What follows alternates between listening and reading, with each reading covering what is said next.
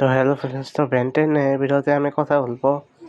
তো আজকের দিনে আমি বেন্টেন আলটিমেট সিরিজের সব এপিসোডই দেখবো, যে এপিসোডে অ্যাগ্রিগর্ক ছিল।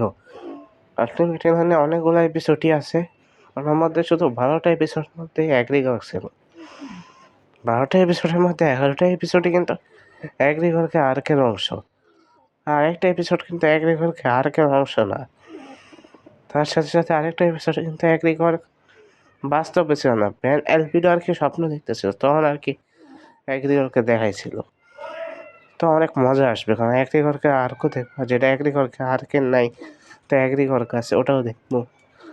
আর কিছুই দেখবো না এই 12টা এপিসোড, কোনো এপিসোড দেখবো না। তো জোস না, এখন আমি ভিডিও সাইনিং অফ করে দেখবো।